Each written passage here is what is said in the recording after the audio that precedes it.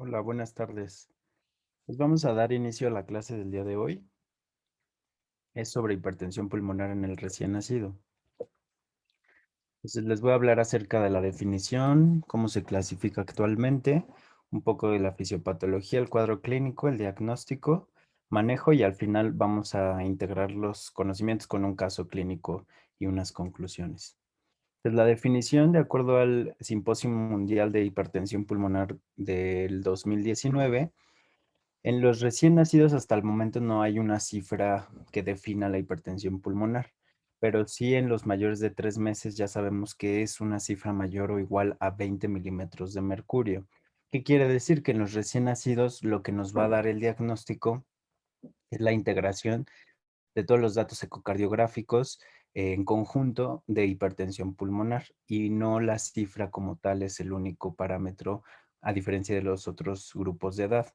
Entonces, el aumento de la presión media de la arteria pulmonar pues hace que haya aumento de las resistencias vasculares pulmonares, del flujo pulmonar y de la presión en cuña de los capilares pulmonares. La clasificación, igual de acuerdo al Simposio Mundial de Hipertensión Pulmonar, hace énfasis en que hay 5 grupos de hipertensión pulmonar. El grupo 1, que es el grupo de hipertensión arterial pulmonar. Ahí hay muchos tipos que engloban algunos padecimientos que se presentan frecuentemente en los recién nacidos, que ahorita vamos a detallar. El grupo 2 es aquella hipertensión pulmonar asociada a enfermedad cardíaca izquierda en específico, que ese grupo pues es más de los pediátricos mayores o de los adultos. El grupo 3 es la hipertensión pulmonar asociada a enfermedad pulmonar y o hipoxemia. Ahí entran algunos de los grupos de patologías que presentan nuestros recién nacidos.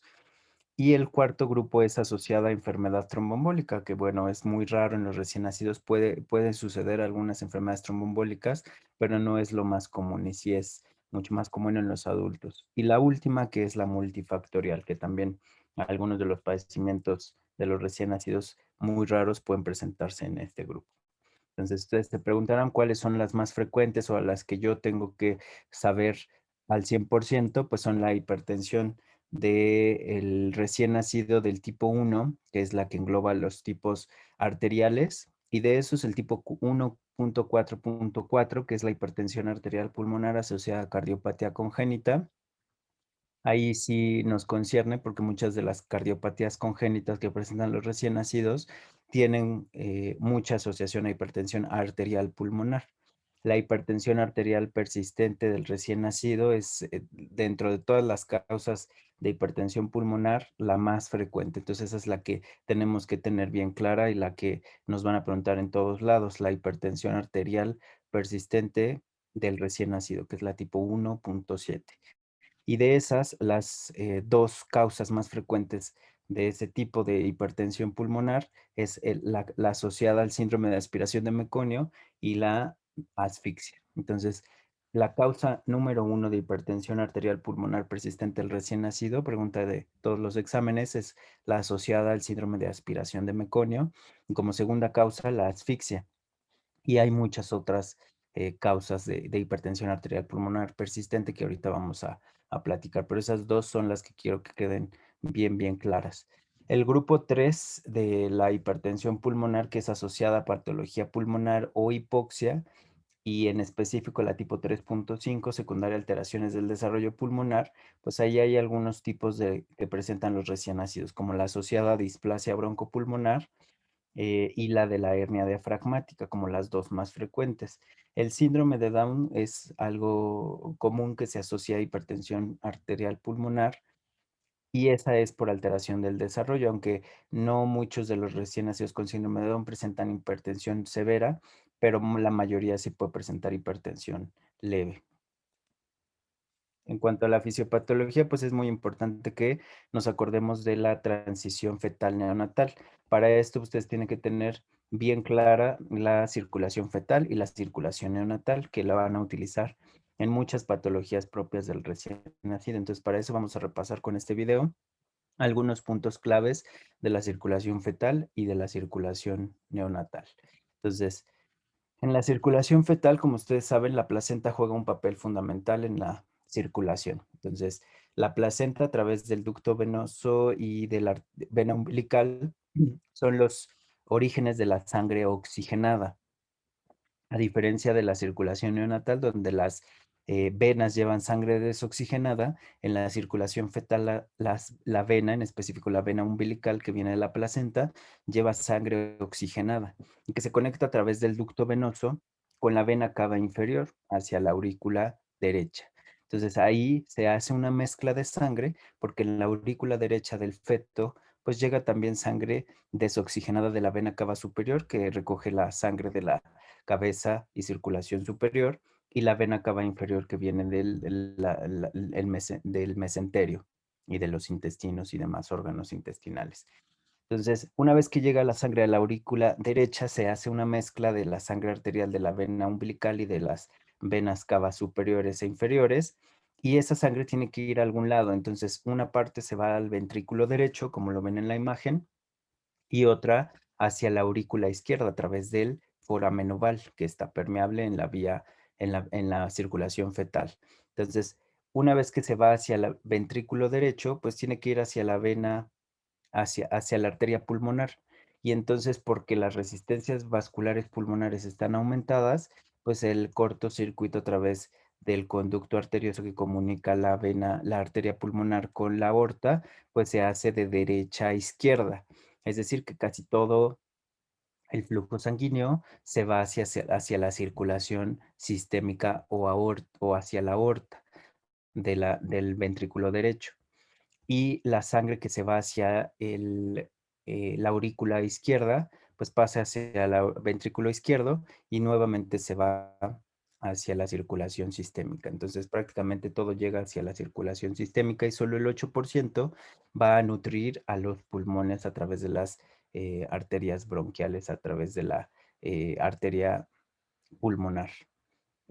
Una vez que llega toda la circulación sistémica, pues toda esa sangre tiene que regresar por las arterias umbilicales. A través de la placenta se vuelve a oxigenar esa sangre y llega nuevamente hacia la vena umbilical. Entonces es el circuito de la sangre que pasa a través de la circulación fetal. Pero una vez que nace el bebé y se corta el cordón umbilical, pues la placenta termina de hacer sus funciones y todos esos cortocircuitos fetales se tienen que cambiar y ahora la circulación totalmente cambia. Entonces, los pulmones ahora tienen que llevar una función importante de intercambio gaseoso, como lo ven en el video. El oxígeno y el CO2 hacen que los vasos pulmonares, sobre todo el oxígeno, se dilate. Y entonces esa dilatación de las resistencias vasculares pulmonares hace que disminuyan drásticamente al momento del nacimiento y durante un periodo de 6 a 8 meses, de forma progresiva, van disminuyendo hasta llegar a la normalidad, más o menos a esos 2 o 3 meses. Entonces, es ahí cuando se dan cierres fisiológicos y cierres anatómicos de los cortocircuitos que había fetales, como el foramen oval, el ducto venoso, el conducto arterioso. Todos esos se vuelven ligamentos para que la circulación se haga como la conocemos en los recién nacidos, ya que pasaron la transición, y en los bebés que pasaron el periodo de disminución completa de las resistencias vasculares pulmonares. Una vez entendiendo esto, pues este esquema hace un pequeño resumen de esto que les acabo de platicar. Cuando están los bebés en la vida fetal, los fetos tienen una resistencia vascular pulmonar incrementada más que la resistencia vascular sistémica. Entonces, ¿qué hace esto? Pues que la sangre que viene de la aurícula derecha, si la presión pulmonar no está muy alta, pues hace que aumente la presión a través del ventrículo derecho, entonces da una ingurgitación tricuspidia y favorece que el flujo a través de la aurícula derecha pues se vaya hacia el foramen oval y de ahí hacia el ventrículo izquierdo por la aurícula izquierda. Entonces, todo eso hace que toda la sangre se vaya hacia la aorta y hacia la circulación sistémica.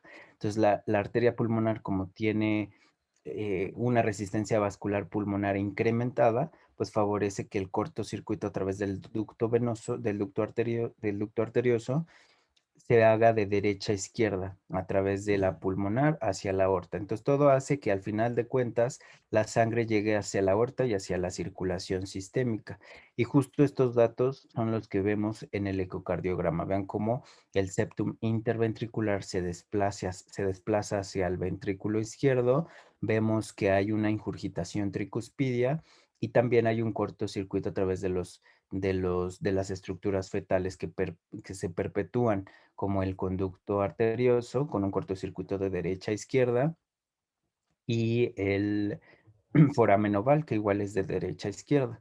Entonces, normalmente en la vida fetal, el conducto arterioso tiene un cortocircuito de derecha a izquierda fisiológicamente porque las resistencias vasculares pulmonares están incrementadas. Pero una vez que nacen los bebés y se cierran y cambian las presiones, se cierran los cortocircuitos y cambian las presiones pulmonares y ganan las sistémicas, entonces el cortocircuito a través del conducto tiene que ser de izquierda a derecha, como lo ven aquí, y se cierra también el foramen oval y como cambian las resistencias vasculares pulmonares, pues ya no predomina que el septum interventricular se desplace hacia la izquierda, sino ahora se desplaza hacia la derecha. Estos serían los cambios cuando las resistencias vasculares sistémicas van incrementando e incluso llegan a ser mayores que las resistencias vasculares pulmonares. Entonces, entendiendo todo esto de la fisiología fetal y neonatal, pues es mucho más sencillo entender todas las causas que pueden llevar al recién nacido a que presente hipertensión arterial pulmonar, sobre todo la hipertensión arterial pulmonar persistente, que es la que más frecuente vemos y que la que tenemos que tener, pero muy bien clara. Entonces, hay patología vascular de la misma estructura de los vasos pulmonares. Hay patologías pulmonares, es decir, del parénquima pulmonar, que afectan a los vasos como secundario efecto, y también hay patologías cardíacas que pueden en conjunto afectarse y dar una hemodinamia de hipertensión pulmonar.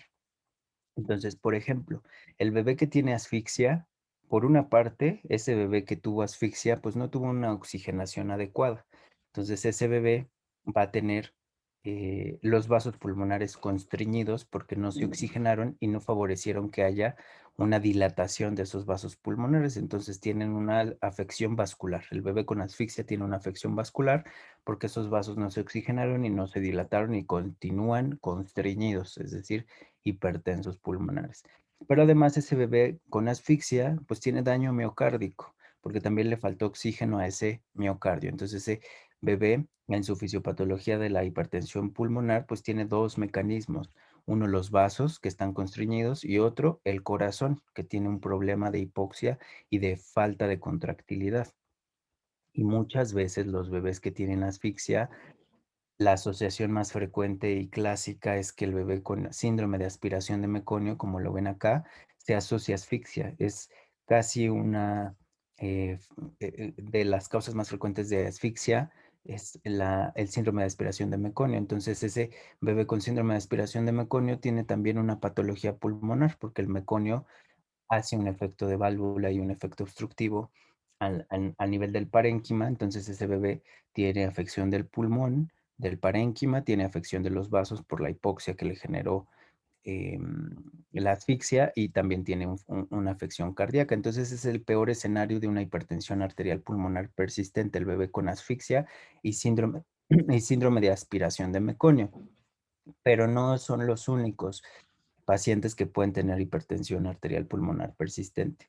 También los pacientes con otras causas de patologías pulmonares, como el síndrome de dificultad respiratoria con deficiencia de surfactante, o los que tienen infección materna, en donde se inactiva el surfactante y tienen una patología pulmonar, o los pacientes que tienen una patología pulmonar como hipoplasia, como los pacientes con hernia diafragmática congénita, o los que tienen una RPM prolongada y que generan oligohidramnios, pues también tienen hipoplasia pulmonar.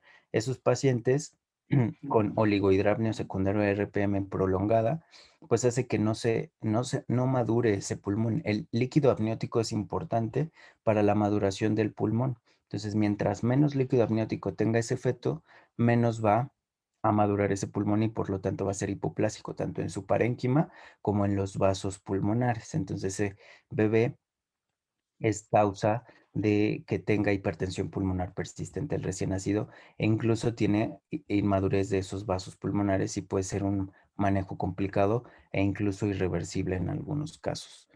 Entonces, cualquier patología pulmonar del parénquima que reduzca el intercambio gaseoso puede ser síndrome de aspiración de meconio, el SDR, la neumonía, taquipnea, atelectasias, pues como consecuencia puede hacer esta desbalance de la relación ventilación-perfusión e hipoxia y que esos vasos pulmonares pues no estén dilatados como deben suceder en la transición del recién nacido hacia la vida neonatal.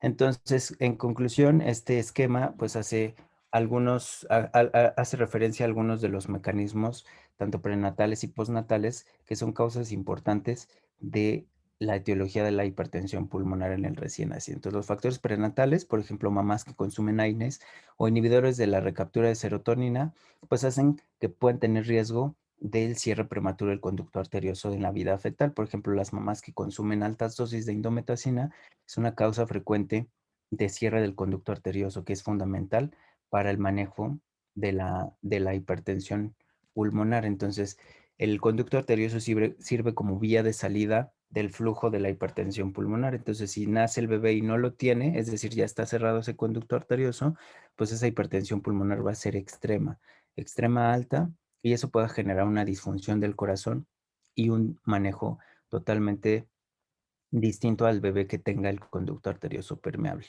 Entonces, los bebés que nacen por cesárea también pueden tener cierto riesgo, los que son por postérmino mayores de 41 semanas, solo por el hecho de tener riesgo de síndrome de aspiración de meconio, también los grandes para la edad gestacional, algunas anomalías placentarias que pueden generar hipoxia al nacer, el desarrollo pulmonar alterado como la hernia diafragmática congénita o el oligohidramnios persistente, o anomalías cardiovasculares, por ejemplo, pacientes con cardiopatías congénitas que se asocian a hipertensión pulmonar persistente.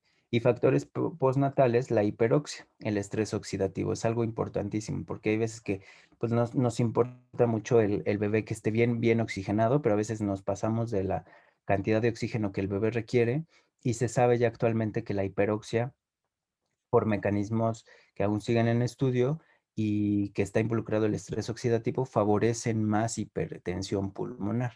Entonces, si sabemos que la hipoxia hace que esos vasos pulmonares no se dilaten de forma adecuada, pues uno pensaría, pues hay que darle mucho más oxígeno y eso, pues en vez de ayudarlos, los perjudica porque hace que la hipertensión pulmonar mejore transitoriamente, pero ese estrés oxidativo y esa cadena de radicales de oxígeno favorecen que esos vasos pulmonares no respondan a los manejos habituales como óxido nítrico, milrinona y demás cosas que ahorita vamos a platicar. Entonces, ni ningún extremo, ni la hipoxia ni la hiperoxia son buenos para ese bebé, sino más bien la normoxemia. Lesión inducida por el ventilador, pues hace daño parenquimatoso y pues como ya vimos es uno de los factores que genera hipertensión pulmonar, la asfixia, inflamación o infección, como englobando en general cualquier patología del recién nacido pulmonar. Entonces, todos estos factores hacen una lesión de la circulación pulmonar que se encuentra en desarrollo. Entonces, da una vasoreactividad alterada, una angiogenia disminuida y una estructura vascular alterada, que como resultado da hipertensión pulmonar persistente al recién nacido, como lo vemos, pues que es un bebé que tiene incapacidad para disminuir sus resistencias vasculares pulmonares al nacer y que esos cortocircuitos extrapulmonares se mantienen permeables, como el conducto arterioso y el foramen ovar permeable, a costa de que el bebé pues intente disminuir esas resistencias vasculares pulmonares persistentemente altas. Y ese bebé se somete a una hipoxia grave. Y ustedes pensarán, bueno, pues qué tan riesgoso es que ese bebé se someta a una hipoxia grave. Pues es muy riesgoso. Mientras más prematuro, mucho más riesgo, porque eso le genera daño en el neurodesarrollo a largo plazo. Este cuadro nos ayuda a comprender que también la hipertensión pulmonar, además de las causas, se puede dividir en aguda y crónica. Y a su vez la aguda puede ser reversible o irreversible.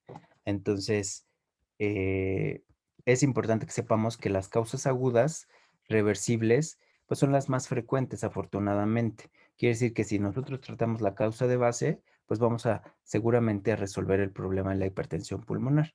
Entonces, la aguda reversible pulmonar más frecuente es el síndrome de aspiración de meconio. Esa es la causa más frecuente de hipertensión arterial pulmonar persistente del recién nacido.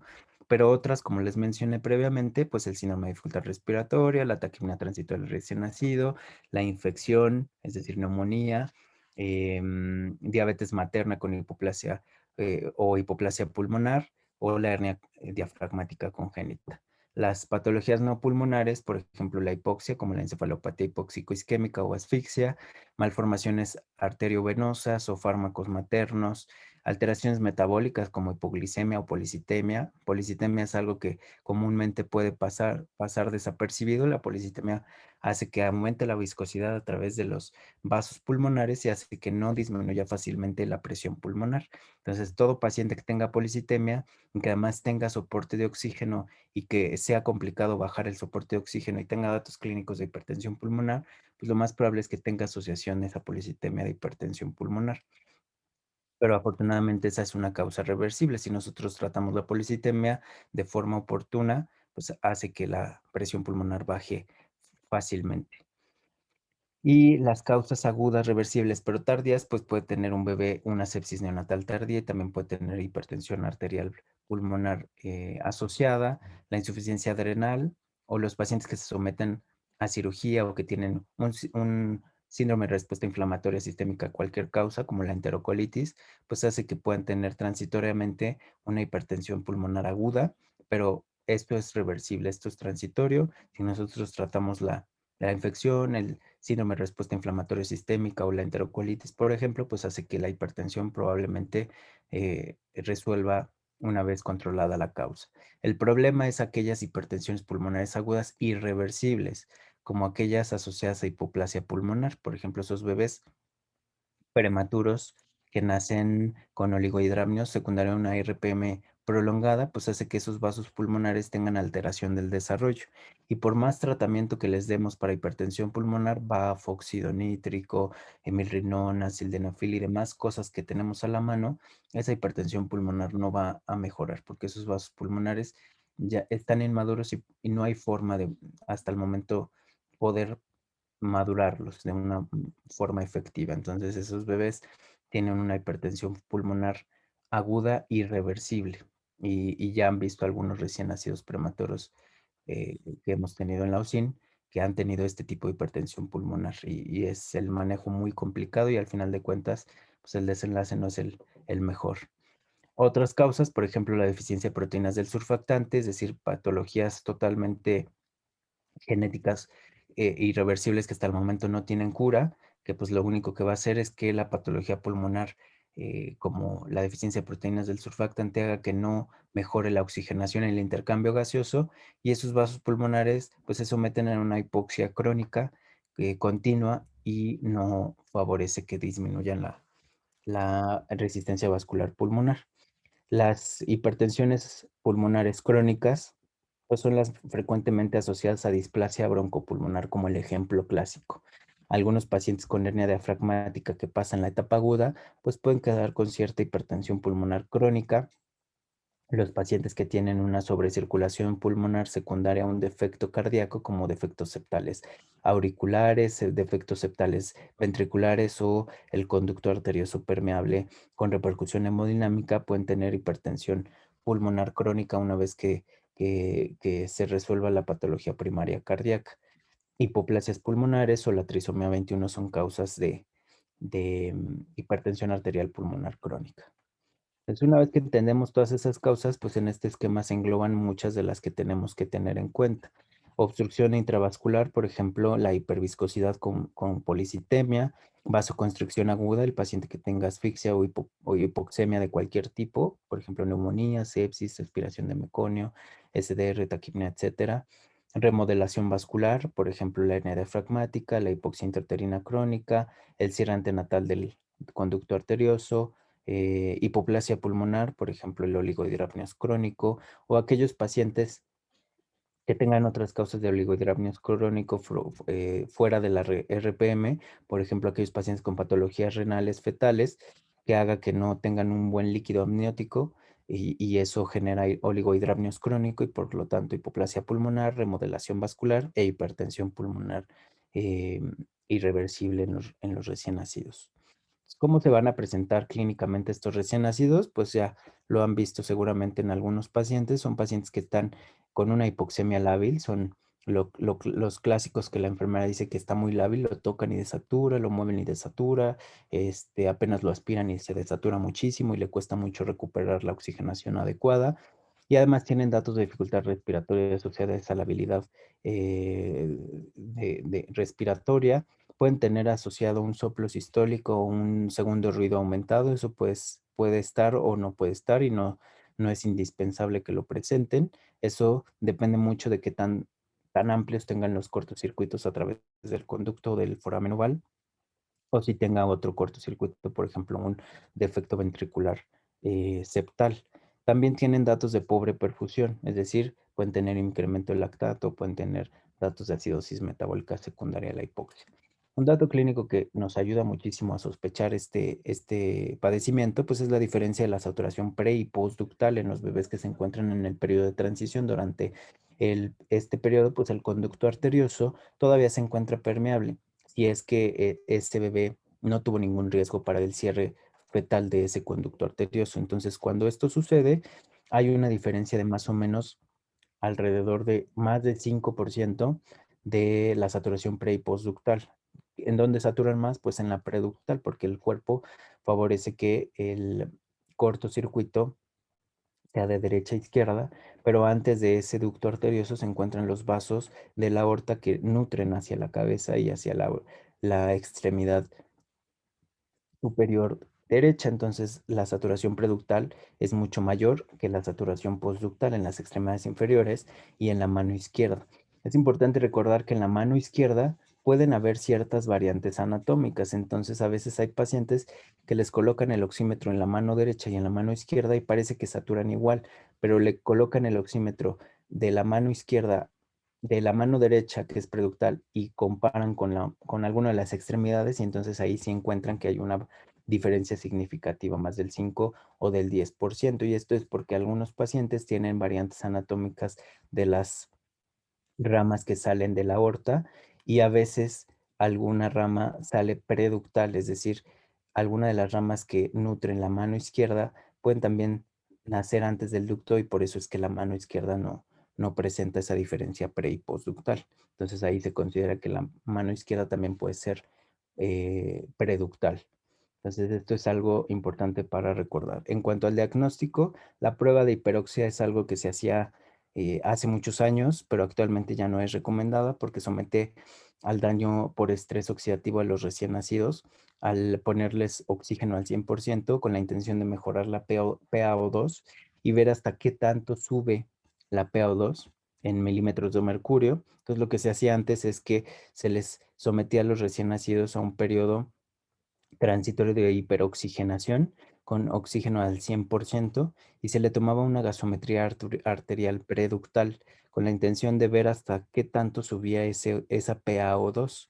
Si estaba más de 300 milímetros de mercurio, era un bebé sin un padecimiento de hipertensión pulmonar, era el valor normal. Si se encontraba entre 150 y 300, podrían ser padecimientos pulmonares, desórdenes del sistema nervioso central, metahemoglobinemia, o los que se encontraban un poco más bajos, entre 100 y 150, pues era el diagnóstico de hipertensión arterial pulmonar persistente del recién nacido, aunque también podrían ser lesiones cardíacas mixtas con asociación de hipertensión pulmonar. Y los que tenían menos de 100 milímetros de mercurio, pues a eso se consideraba que era una patología cardíaca pura, más que vascular pulmonar o pulmonar. Entonces, mientras menos valor de PaO2 tuviera ese recién nacido en esta prueba de hiperoxia, pues más se asociaba a cardiopatía, y mientras más alto, pues más se asociaba a trastornos pulmonares o a trastornos extrapulmonares. Sin embargo, esta prueba ya no se realiza al menos en los recién nacidos porque lo somete a un estrés oxidativo importante y eso hace que algunos bebés que no tengan hipertensión pulmonar se someta a que se cierre el conducto arterioso, que es altamente sensible al oxígeno, además de la vasculatura pulmonar. Si realmente no tiene hipertensión pulmonar o si la tiene, pues ese estrés oxidativo hace que el manejo de la hipertensión pulmonar sea distinto al que no se sometió a hiperoxia. En cuanto a la radiografía, pues va a ir dependiendo del tipo de patología de base que presente. Por ejemplo, este bebé de esta radiografía pues tiene una hernia diafragmática congénita. Los pacientes que tienen SDR, los pacientes que tienen síndrome de aspiración de meconio, pues van a tener su patrón radiográfico clásico que ustedes se tienen que ir familiarizando con ellos. Pero el estándar de oro de la hipertensión pulmonar es sin duda el ecocardiograma hasta el momento. Entonces, esto es pregunta que les van a hacer en muchos exámenes. Entonces, hay que aprendernos estos 4 datos de memoria. Entonces, la ingurgitación tricuspidia es el dato que más nos ayuda para saber qué tanta hipertensión pulmonar. De hecho, los cardiólogos miden a ese nivel de la ingurgitación tricuspidia qué tanto flujo hay para saber más o menos el valor, comparándolo con la presión sistémica de del valor de la presión pulmonar.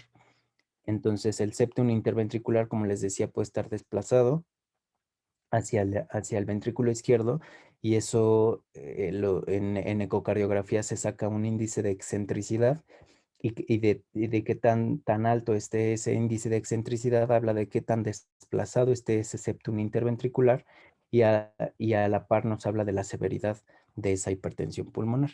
También puede haber cortocircuitos de derecha a izquierda a través del conducto arterioso permeable y del foramen oval. Y bueno, la función de los ventrículos derecho e izquierdo se tiene que evaluar y si está alterada, pues también habla de la severidad del conducto de la hipertensión pulmonar.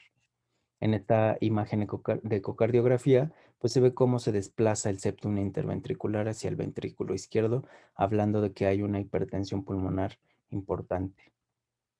En cuanto al manejo, pues es importante recordar que es multisistémico. No es solo una intervención lo que va a hacer que la presión pulmonar disminuya, sino tienen que haber varias maniobras que nosotros tenemos que hacer para que el paciente mejore. Por eso es que la mayoría de los esquemas de los artículos y textos de referencia hacen énfasis en que es un tratamiento a distintos niveles. Vean cómo este recién nacido con hipertensión pulmonar tiene un color de saturación mucho mayor en la extremidad superior que es preductal, como la meta es que sature entre 90 y 97, y en la saturación postductal, pues al menos más de 70%, que eso habla de oxigenación sistémica o perfusión de esos órganos importantes.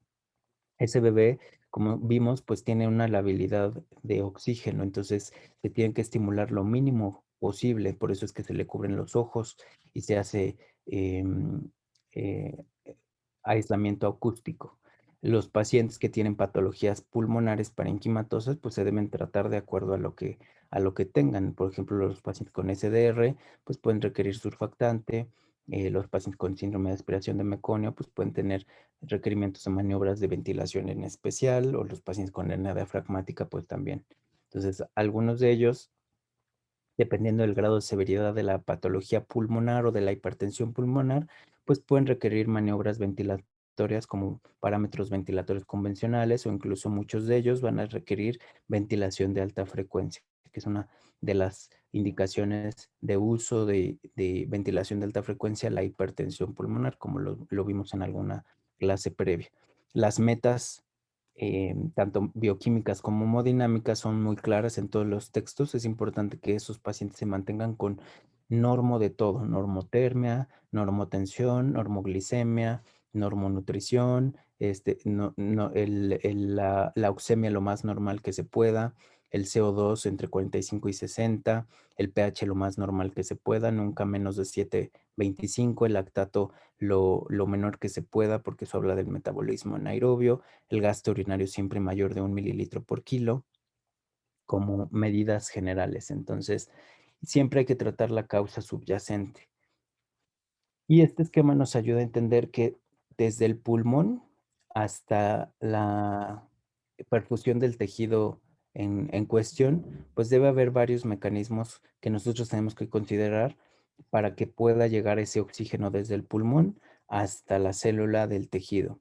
Entonces, todos esos eventos que se llama convección, difusión, transporte y perfusión, pues nosotros debemos de favorecerlos dentro del manejo de, de la hipertensión pulmonar. Es decir, Pues en el transporte, por ejemplo, tiene que estar la hemoglobina en un nivel adecuado para que llegue hacia el tejido, pues debe haber una curva de disociación de hemoglobina normal. Como ustedes saben, hay ciertos factores como la temperatura, el CO2, el 2,3-difosfoglicerato y el pH, que hace que se modifique esa asociación de la hemoglobina al oxígeno.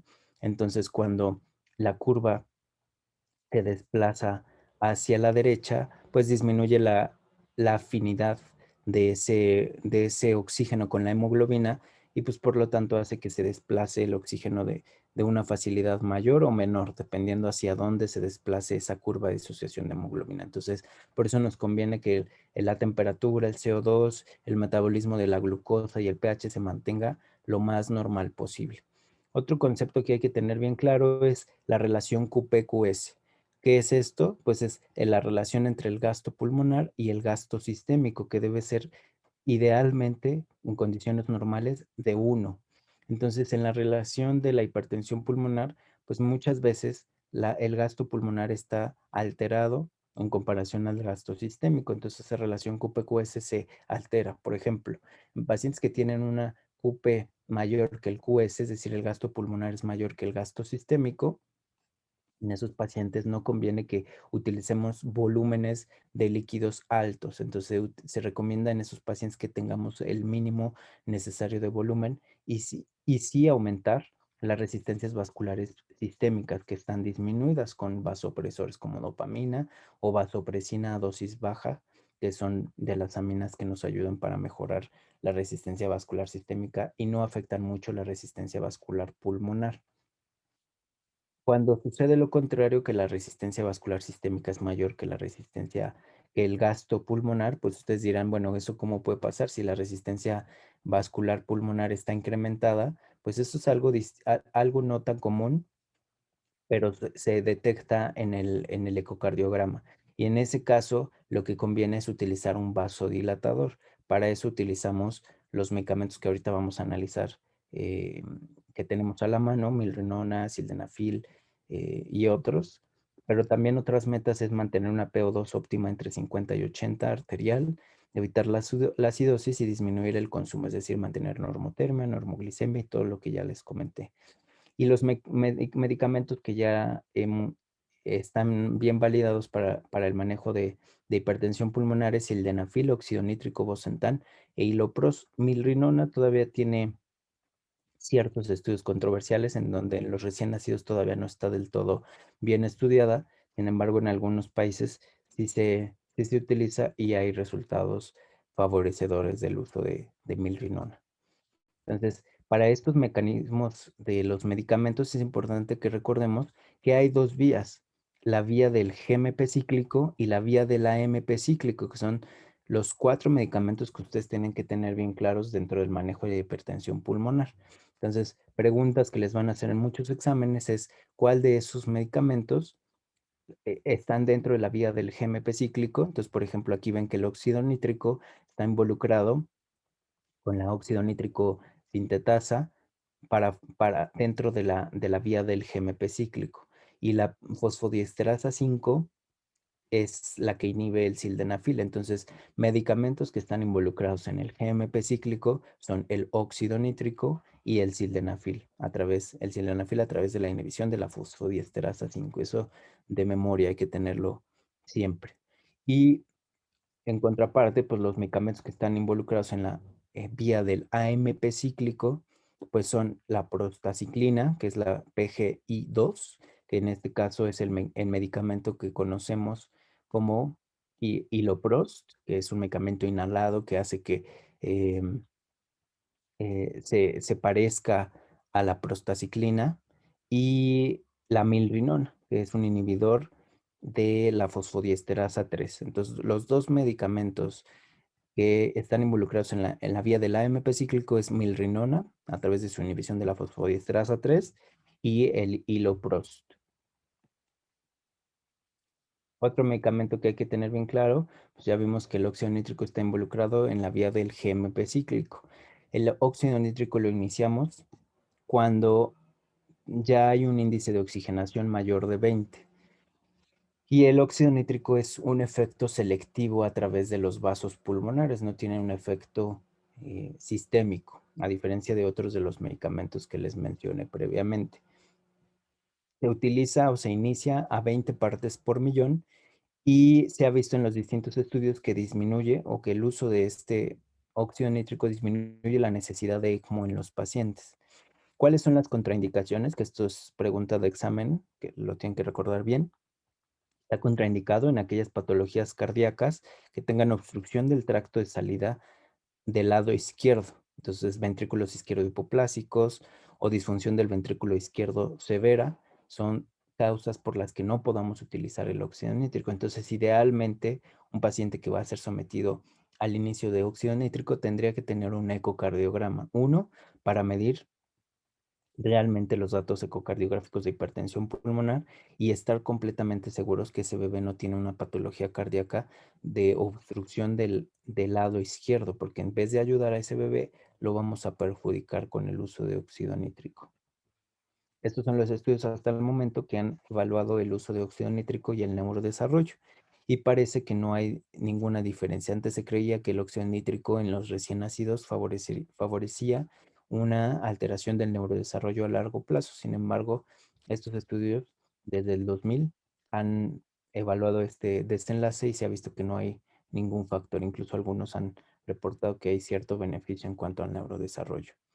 Entonces, el manejo del óxido nítrico hay que tenerlo bien memorizado porque es importante que tengamos en cuenta la regla de los 20 y la regla de los 60, que también se las vamos a preguntar muchas veces. La regla de los 20 se refiere a que utilizamos el óxido nítrico cuando hay un índice de oxigenación más de 20. ¿A qué dosis? A 20 partes por millón. Entonces hay 20 de óxido nítrico, de 20 de índice de oxigenación y 20 partes por millón. ¿Y cómo responde el bebé? Pues cuando tiene una PaO2 en relación con la FiO2 más de 20 milímetros de mercurio. Entonces, si les preguntamos, ¿cuál es la regla de los 20 del índice del óxido nítrico inhalado? Pues se refiere a que iniciamos el óxido nítrico cuando hay un índice de oxigenación más de 20, cuando utilizamos la dosis inicial más de 20, alrededor de 20 partes por millón, y evaluamos la respuesta al óxido nítrico una vez iniciado, cuando hay una relación PaO2 y FiO2 más de 20 milímetros de mercurio. Entonces, 20 de índice de oxigenación, 20 partes por millón de dosis inicial y 20 milímetros de mercurio de la relación de PaO2 y FiO2. Eso hay que tenerlo de memoria. Y también la regla de los 60, que nos habla para el descenso del óxido nítrico. Entonces, ¿a qué se refiere estos 60? Pues que una vez iniciado el óxido nítrico a los 60 minutos, debe haber un cambio en la concentración de oxígeno que necesita ese bebé. Entonces, esto nos ayuda para saber qué bebé es respondedor al óxido nítrico. Un bebé respondedor es aquel bebé que cumple la regla de los 60. Entonces, un bebé que al inicio del óxido nítrico a los 60 minutos presenta una disminución de 60 o menos por ciento de FiO2 y tiene una PaO2 más de 60 milímetros de mercurio pereductal.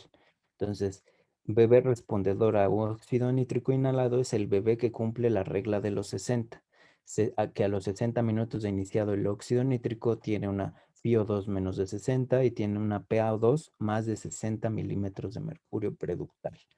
Entonces, una vez entendido eso, pues se generan todos los algoritmos que existen en la literatura del manejo del óxido nítrico. Aquí viene una referencia internacional y en el instituto este es el artículo de referencia que tenemos donde la doctora Carrera hizo una revisión hace unos años y se generó este algoritmo en conjunto con varios adscritos del instituto y vemos cómo pues tenemos que tener datos de sospecha de hipertensión pulmonar. Entonces, una vez sospechado, pues el diagnóstico o estándar de oro es con ecocardiograma. ¿Por qué? Porque siempre tenemos que descartar cardiopatía congénita cianógena o cardiopatía que tenga obstrucción del ventrículo izquierdo que hace que contraindique el óxido nítrico. Una vez confirmado por ecocardiograma el diagnóstico de hipertensión pulmonar, pues vemos cómo se encuentra el índice de oxigenación.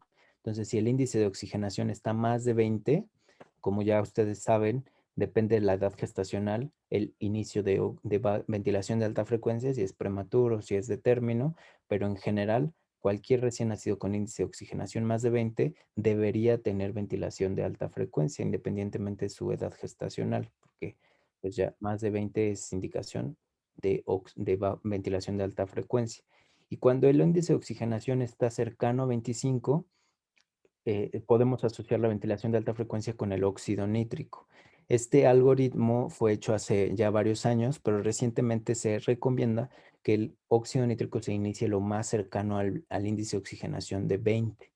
Entonces, antes lo retrasábamos un poco hasta cuando alcanzábamos más de 25 índices de oxigenación, pero ahora sabemos que mientras más temprano lo utilicemos, pues más beneficios tiene, y el desenlace de disminuir el requerimiento de ECMO se ve favorecido cuando lo utilizamos más tempranamente. Entonces iniciamos a 20 partes por millón, lo que ya les decía la regla de los 20, cuando el índice de oxigenación es de 20, el inicio es a 20 partes por millón, y vemos la respuesta con una relación PaO2-FiO2 más de 20 milímetros de mercurio. Entonces, a los 30 minutos o máximo una hora tenemos que ver cómo está el bebé en el estado de la PaO2. Si se encuentra la PaO2 con mejoría, entonces vamos manteniendo esa dosis de 20 partes por millón por 4 horas y vamos haciendo descensos de FiO2 entre 5 a 10% para que logremos las metas de ver si ese bebé es respondedor o no. Y para eso nos sirve la regla de los 60.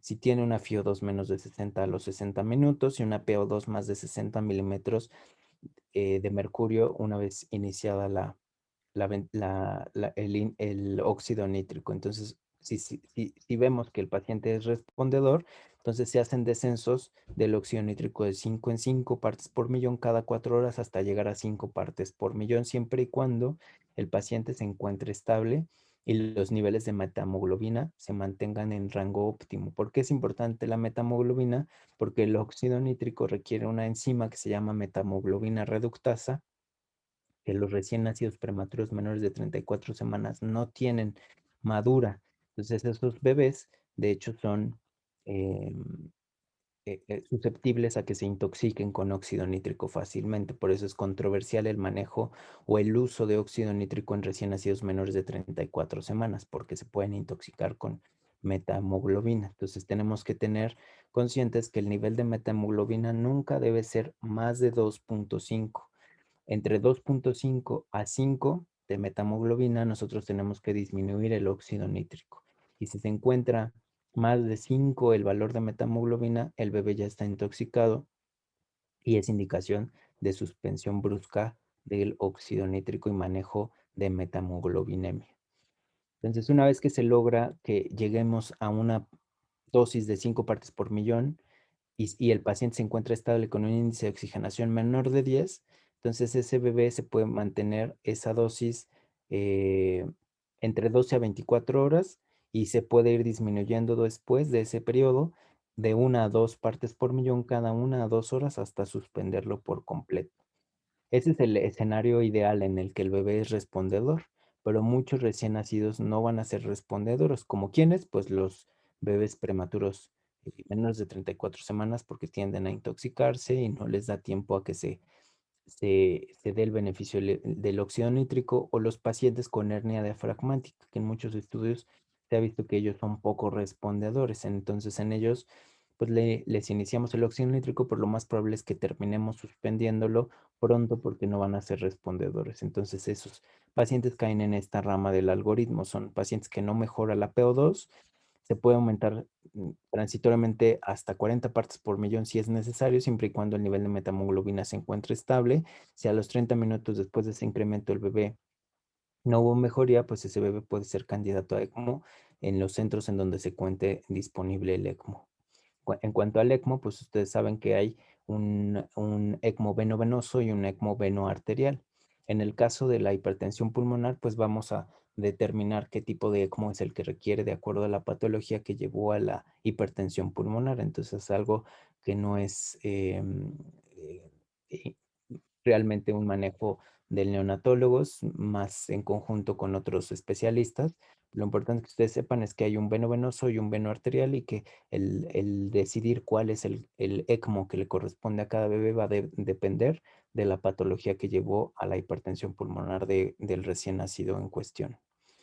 En cuanto al manejo de la hernia diafragmática, pues en el instituto creamos este algoritmo ya hace unos años que nos ayuda para más o menos hacer todas las intervenciones de forma em, lo más estandarizada posible para evitar alteración de la hipertensión pulmonar o que empeore y además que se le dé el manejo más óptimo a esos recién nacidos. Entonces, el manejo empieza desde la etapa prenatal, es decir, esos bebés tienen que tener un diagnóstico prenatal, el índice cabeza-pulmón que ya ustedes empezarán a familiarizar, el observado con la comparación del estimado para la edad gestacional es lo que actualmente utilizamos para ver el pronóstico de esos recién nacidos con hipertensión pulmonar y hernia diafragmática.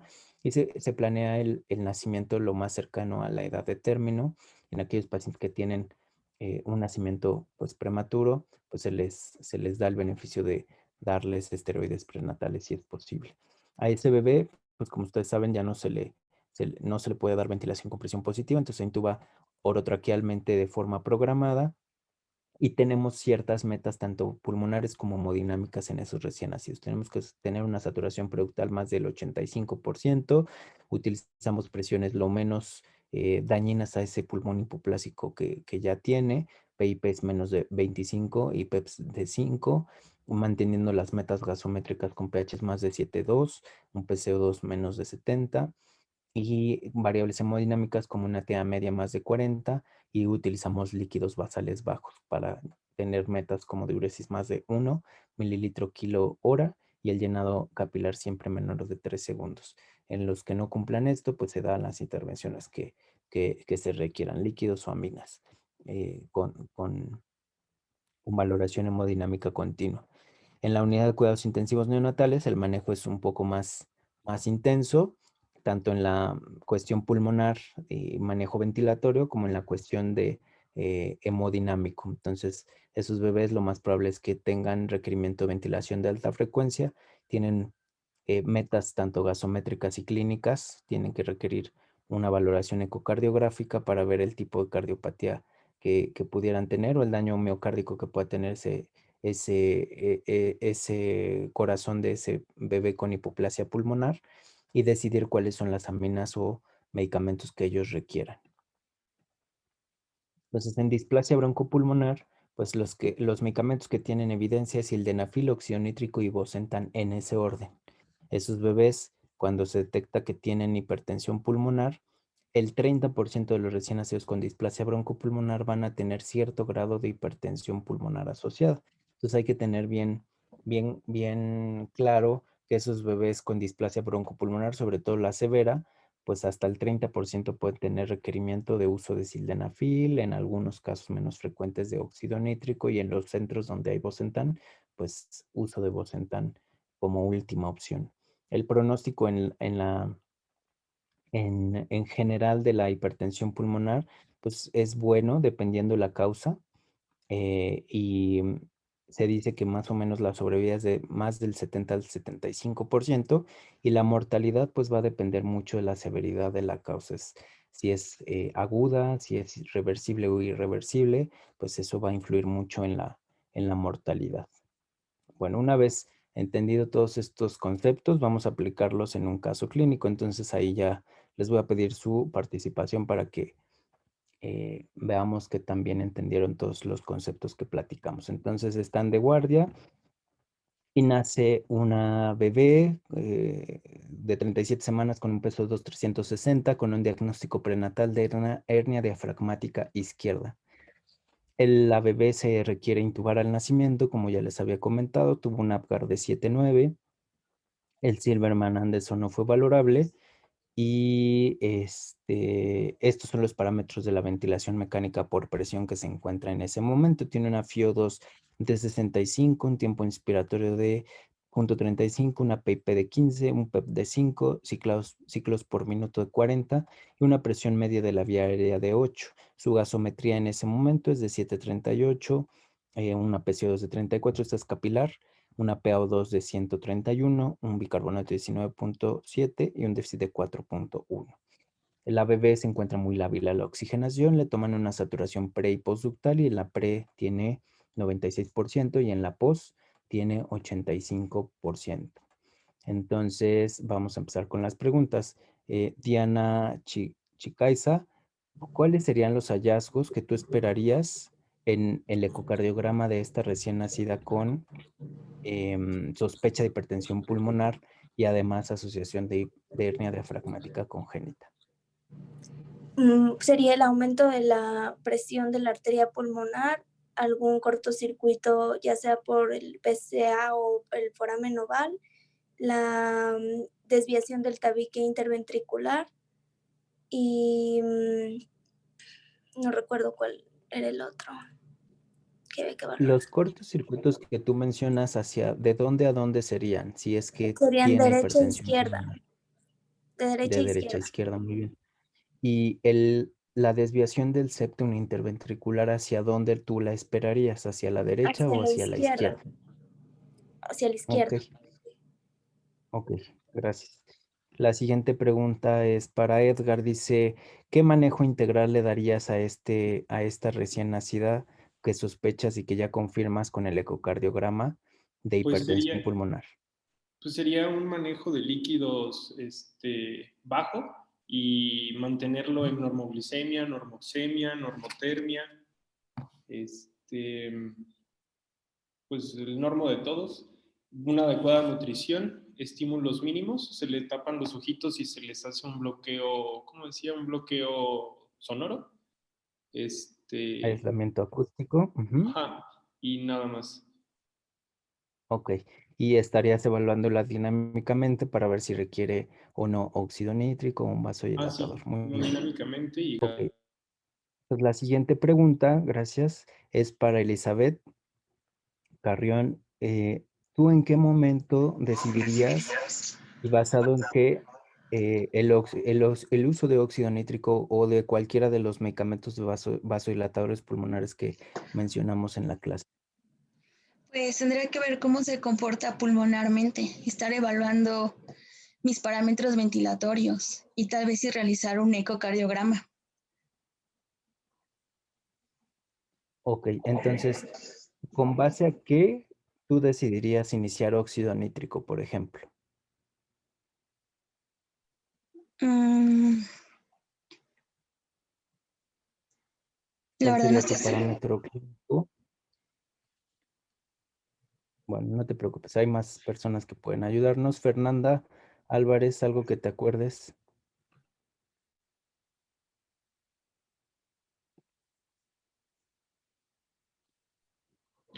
No lo sé, doctor.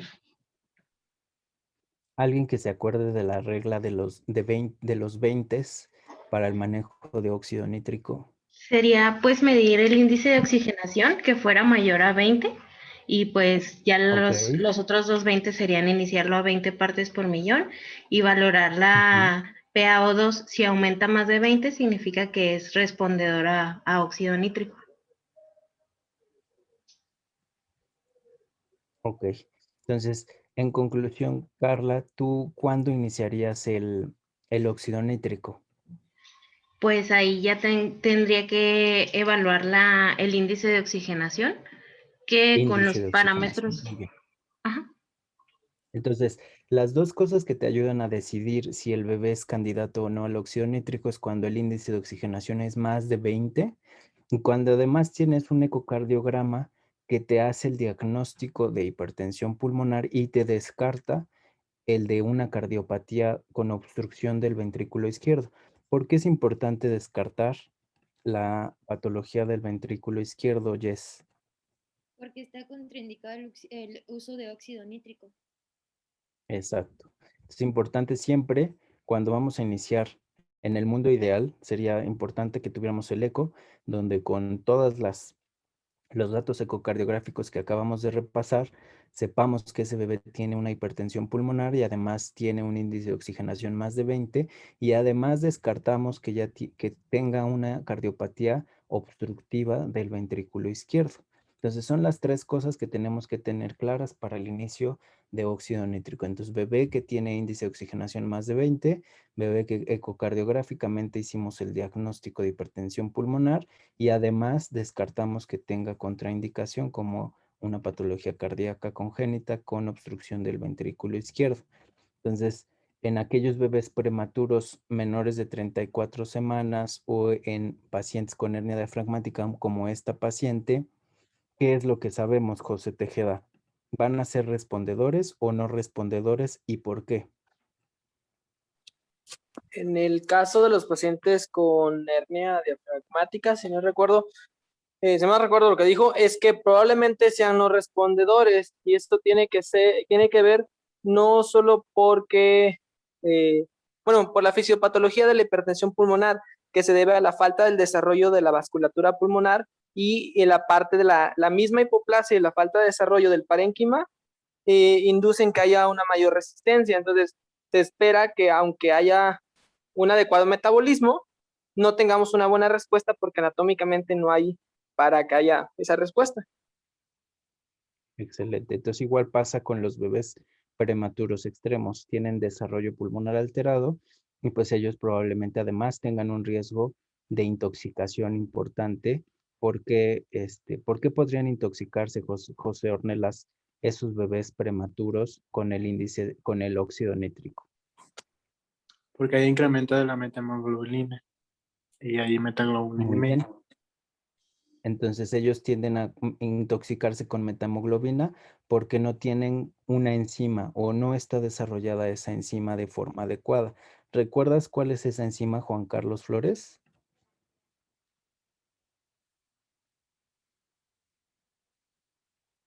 ¿O alguien que se acuerde cuál es esa enzima que esos bebés prematuros menores de 34 semanas no tienen desarrollada y tienen riesgo de intoxicarse con metahemoglobina?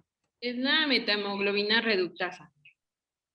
Muy bien, Linda. Entonces, eso es importante que lo recordemos porque esos bebés tenemos que estar bien pendientes del nivel de metahemoglobina.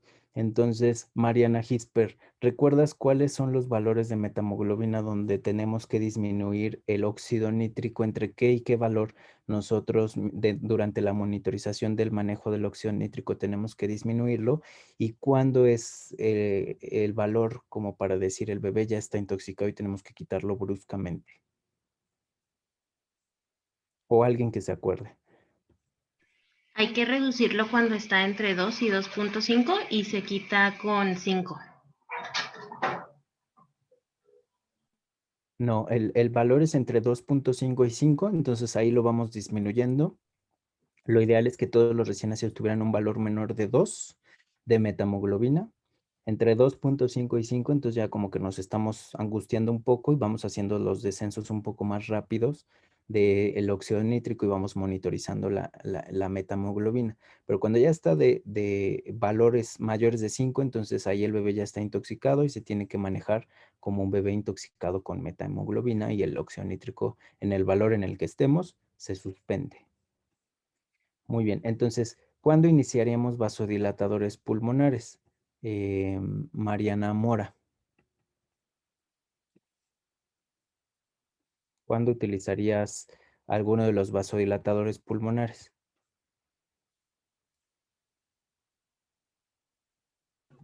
Pues dependiendo la causa, por ejemplo, nos había mencionado cuando la causa era por displasia broncopulmonar, el manejo inicial era con sildenafil, entonces esa sería una buena opción. Ok, entonces dependiendo la causa, pues vamos a depender de qué tipo de vasodilatador pulmonar podemos utilizar. Por ejemplo, sildenafil, milrinona. Muy bien, entonces, ¿cuáles son los vasodilatadores pulmonares que conoces, Carlos Mesa? Ya mencionaron ahí algunos.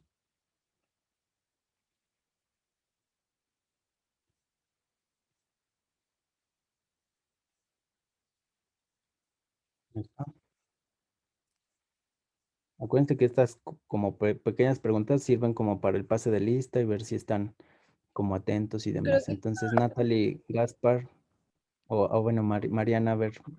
Puede ser el sildenafil, la milrinona o el bosentan. Ok, muy bien. Esos son los vasodilatadores en general. ¿Cuáles de ellos, Natalie Gaspard, son o están involucrados en la vía del GMP cíclico? Hay unos que están en la vía del GMP cíclico y otros que están en la vía del AMP cíclico. Entonces, Natalie, ¿te acuerdas cuáles son los del GMP cíclico? No, doctor, no me acuerdo. ¿Alguien que le ayude? El óxido nítrico. El sildenafil y el óxido nítrico. Ok, el sildenafil y el óxido nítrico. El sildenafil, ¿qué fosfodiesterasa inhibe? ¿Alguien que se acuerde? La La 5. 5. Fosfodiesterasa 5. Ok, muy bien. Entonces, la fosfodiesterasa 5 está inhibida por el sildenafil, que está involucrado en la vía del GMP cíclico, a su vez también el óxido nítrico. ¿Y alguien que se acuerde cuáles son los que están involucrados en la vía del AMP cíclico y qué fosfodiesterasa inhibe uno de esos medicamentos? La milrinona es la fosfodiesterasa 3 y el otro es el iloprostrol, la prostaglandina. Ok, la prostaciclina, que es el Hilopros, es un medicamento que no está disponible en muchos lados, pero ayuda a saber que ese también está involucrada en la vía del AMP cíclico. Muy bien, entonces, cuáles serían las metas para que este paciente con hernia diafragmática congénita se pudiera operar? Alguien que más o menos se imagine, eso no lo mencionamos, pero ¿cuándo, por ejemplo, ustedes considerarían que esta bebé con hernia diafragmática estaría en condición para que se pudiera operar? Pues cuando tiene frecuencias cardíacas entre 140 y 160, tiene una adecuada tensión Ajá. arterial, por lo menos mayor o estable entre 40, o que Ujú. tenga un lactato en la gasometría menor de 3, o una uresis mayor de 1, o que no esté Ok, chocado, entonces, básicamente. entonces, básicamente las metas que mencioné en algún momento, tanto hemodinámicas, clínicas y bioquímicas, son las mismas metas que nos ayudan para saber cuándo un bebé, por ejemplo, este bebé que se tiene que someter a una cirugía de hernia diafragmática, esté en condición para someterse a la cirugía. ¿Por qué? Porque de eso nos habla que también está controlada su hipertensión pulmonar. Todos esos factores, mientras más normos los encontremos, pues mucho más estabilidad en su presión pulmonar va a tener ese bebé y mucho mejor respuesta va a tener a un procedimiento de tal magnitud como el de la corrección de una hernia diafragmática. Entonces, este bebé se sometió a la cirugía porque en ese momento se encontraba en adecuada condición. Y vean cómo estos eran los parámetros de prequirúrgicos a los 2 días de vida. Estaba con FIO2 de 60, PIP de 13, PEP de 5, una gasometría pues en equilibrio ácido base con una PO2 de 96.3, saturaba 97.6, entonces sometió a la cirugía y aquí ven las imágenes. Esta es una paciente real del instituto. Se hizo la apertura del tórax y se vio como dentro de la cavidad torácica estaba incluido tanto parte del intestino como una parte de estómago. Y a los 5 días de vida esta paciente se encontraba en esta condición. Estaba en ventilación mecánica convencional con presión, con una FIO2 que incrementó su requerimiento hasta el 100%, un tiempo inspiratorio de 0.35, una PIP de 25, un PEP de 5 y un ciclo de 60 con esta gasometría, que tiene un pH de 6.9, una PCO2 de 60, una PO2 de 27, bicarbonato de 13 y un déficit de -17. En ese momento, pues tenía una procalcitonía de 0.98 y una PCR de 1.3, y sus signos vitales eran estos. Tenía cardíaca de 194, respiratorio de 60, temperatura de 37.3, TA media de 43 y saturaba 83%. Entonces, en ese momento, esta bebé tenía una descompensación por un proceso infeccioso que claramente se evidenció con los parámetros bioquímicos, y el índice de oxigenación de estar prequirúrgico en 8 cambió a estar en 11. Y el índice de oxigenación, pues vean cómo subió extremo hasta 41 y además tienen una descompensación importante. Entonces, ¿cuáles serían las indicaciones de ventilación de alta frecuencia que tiene esta recién nacida? ¿Alguien que se acuerde? Tiene una presión media de la vía aérea mayor a 10, tiene la FiO2 arriba Ajá. de 60% y tiene un índice de oxigenación mayor a 20 para un recién nacido pretérmino, entonces, término, perdón, entonces ya sería, esas serían las indicaciones que tiene de BAFO.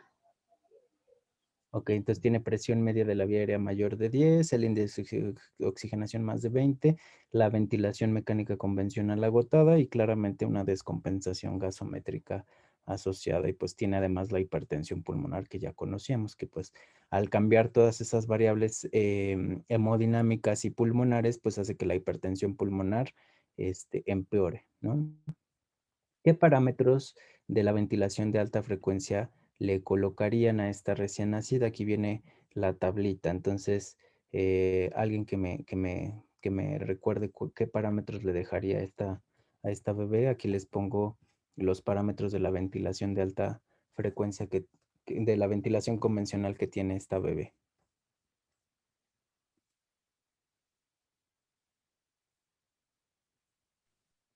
¿Qué amplitud le pondrían? ¿Cómo escogerían la amplitud? Pones 10 más de tu presión pico máxima, o sea, sería Ok, entonces aquí tiene 24, 24. 34. 34, ok. ¿Qué más? Y la PAO es 1 o 2 por arriba de tu presión media, que en este caso Dos era de más de 11, la presión media, entonces tiene aquí 11, le pondrías 14. 13 o 14, ok, muy bien. ¿Qué Ujú. más Y escogerías? los hertz son con base al peso. Ok, entonces este bebé pesa 2 kilos 360. ¿Qué hertz le pondrías? Primero, ¿qué ventilador escogerías y por qué? Sería un sensor medic. Ok, un Serson Medics. Muy bien. Y entonces los hertz serían entre 11 y 12. Ujú. Entonces, recordando, la FiO2 de inicio siempre en 100%, los hertz de acuerdo al peso. Si es un bebé mayor de 1500, escogemos Sensor Medics. Si es menor de 1500, Baby Log. En este caso le toca Sensor Medics, entonces para un peso entre 2 y 3 kilos le tocan 11 a 12 hertz. La amplitud utilizamos 10 más de la PIP que tenemos en la ventilación convencional, la PAO 2 más de la presión media de la vía aérea que tenemos en la convencional. El tiempo inspiratorio y el flujo es constante en 33 el tiempo y 20 litros por minuto. Entonces, a este bebé estos serían los parámetros de inicio de la ventilación de alta frecuencia. A este bebé le iniciaríamos óxido nítrico. ¿Qué opinan? Sí se le iniciaría. Claro, ¿cómo lo iniciamos y cómo hacemos el manejo? Con la regla de los 20 para ver si responde inicialmente. Vaya la dosis a 20 partes por minuto, del millón, perdón. 20 Y, partes por millón, ajá. ajá, y se tiene que valorar la respuesta en cuanto a la PO2 y la FiO2 que sea mayor de 20 milímetros. Ok. ¿Y alguien se acuerda en qué consiste la regla de los 60 para el óxido nítrico? En el descenso que se va realizando, si hay una FiO2 menos de 60% o la PaO2 es mayor de 60 o la saturación es mayor del 90, ¿no? Pero ahí te falta un 60. Solo La FiO. mencionaste 2. La FiO. La FiO. Entonces, a ver, es la FiO menos de 60, la PO2 La más de PaO 60 milímetros. mayor de 60 ¿Y cuál y el descenso a los 60 minutos. A los 60 minutos. Entonces, 60 minutos, 60 de FiO2 y 60 de PaO2. Esa es la regla de los 60 para saber si el bebé es o no respondedor. ¿En cuánto tiempo ustedes verían la respuesta? O sea, si es respondedor, ¿cuánto tiempo dejan el óxido nítrico? 4 horas. 4 horas. 4 horas. Y después de esas 4 horas, ¿qué hacemos? Se desciende de 1 a 5.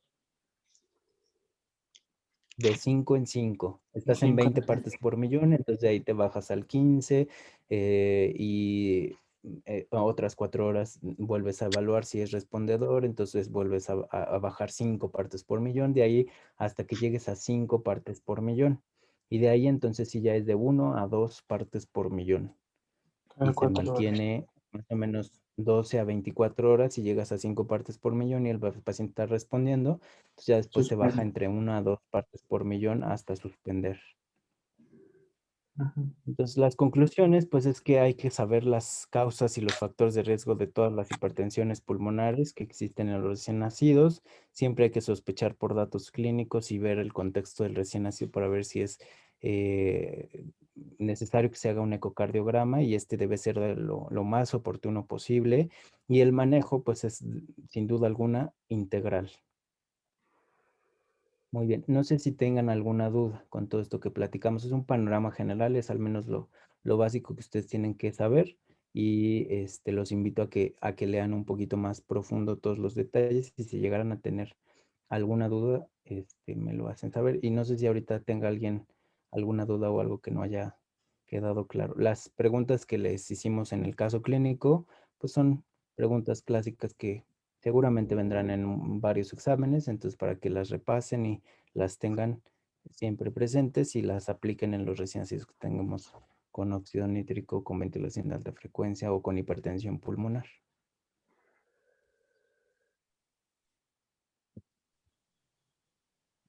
Yo tengo una pregunta.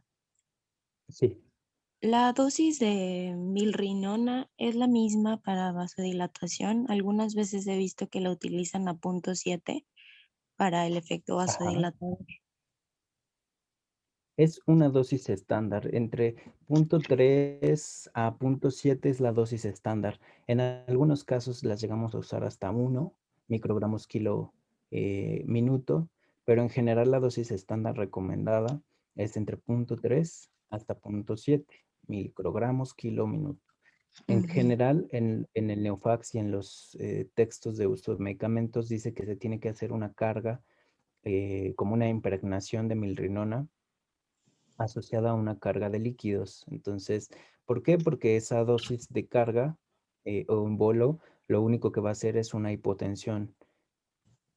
Entonces, en muchos textos ya actuales ya no se recomienda esa carga o esa impregnación de milrinona, entonces la utilizamos a la dosis que le convenga al recién nacido. Si es un paciente que está teniendo una presión media sistémica adecuada, pues lo más recomendado es que utilices la dosis media o la dosis mínima, porque una vez que se inicia la milrinona, el efecto sistémico de la presión arterial es que tiende hacia bajar.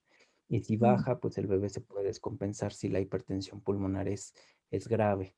Entonces, lo que hacemos en el instituto es iniciarla a la dosis mínima, 0.33 microgramos kilo minuto, y de ahí vemos la respuesta en 1 a 2 horas. Generalmente si es respondedor a la milrinona, se ve un cambio en la oxigenación, requiere un poco menos de FiO2, el bebé empieza a saturar un poco mejor y si no se modifica la presión arterial sistémica, nosotros valoramos si es conveniente o no subir la dosis de milrinona a 0.5 y hasta 0.7 como dosis máxima. Y solo en casos extremos utilizamos a un microgramo kilo minuto. Pero en general, todo ese rango de dosis tiene el mismo efecto vasodilatador pulmonar, no es, no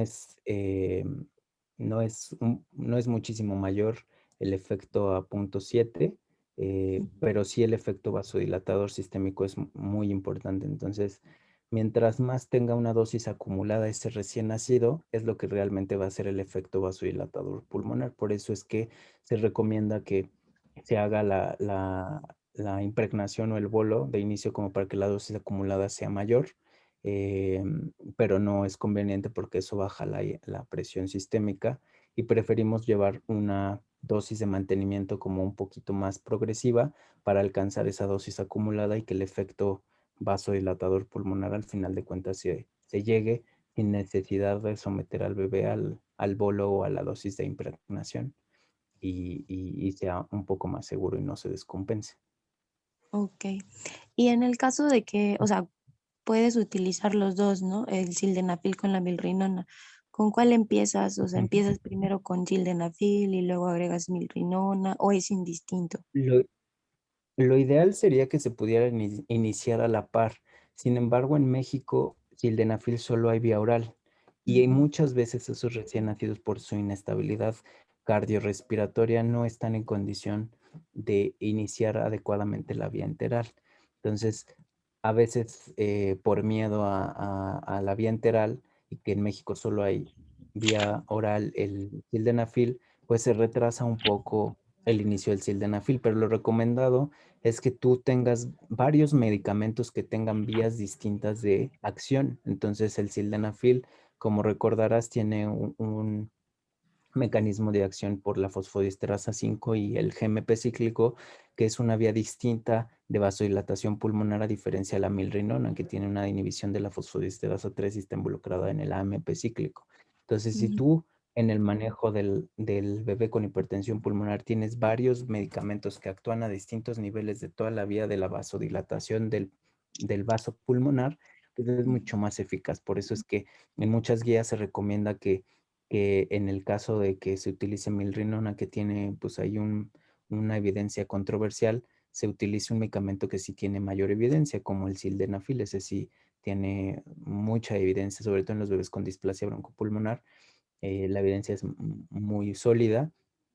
Entonces ese es de los medicamentos de los recién nacidos para la hipertensión pulmonar que tiene más evidencia. Entonces se recomienda que se utilice. Entonces, en la mayoría de los recién nacidos intentamos utilizarlo a la par de las otras intervenciones. Entonces, se darán cuenta que cuando el bebé tiene hipertensión pulmonar severa, pues iniciamos si es candidato a óxido nítrico, milrinona y si es posible el sildenafil, siempre y cuando la condición abdominal pues no esté extremadamente grave, o sea, no esté totalmente inestable como para que tenga alto riesgo de, de, mm, de la cuestión abdominal. A veces sometemos o hacemos la balanza del riesgo-beneficio del abdomen y si la presión pulmonar está extrema y el riesgo de que no tratemos oportunamente la hipertensión pulmonar es mayor, pues al bebé le damos el sildenafil sin lugar a duda para que su presión pulmonar vaya mejorando. El sildenafil por vía enteral tarda un poco más a hacerle efecto que el intravenoso. Entonces, si lo iniciamos a la par que el óxido nítrico y que milrinona, el sildenafil, cuando le empieza a hacer efecto, que es como a los 2, 3 días, el bebé ya tiene una mejoría importante y probablemente ya ni siquiera tenga óxido nítrico y la dosis de milrinona ya esté en la mínima o media de dosis y pues ya el mantenimiento ya lo tiene con sildenafil. Entonces, sí se recomienda que se asocien varios medicamentos con distintas vías de acción para que la presión pulmonar disminuya un poco más eficaz. Ok, gracias. Bueno, no sé si tengan alguna otra duda.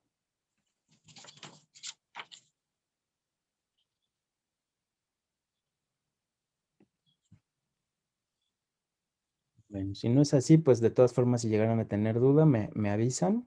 Y recuerden que muchas de las preguntas del examen pues son cosas que ya platicamos ahorita y muchas cosas que no platicamos, como estos detalles de las dosis, de los efectos adversos. Recuerden que cada medicamento que ustedes manejan en todas las patologías de los recién nacidos, se deben de saber sus indicaciones, sus dosis, sus efectos adversos, sus dosis de acumulada y demás, que eso no lo vemos a detalle en las pláticas, pero es algo que está implícito que ustedes tienen que saber a detalle. Entonces, nada más. No sé si, ¿qué? José, ¿necesitas preguntar? No, doctor. Ok. Bueno,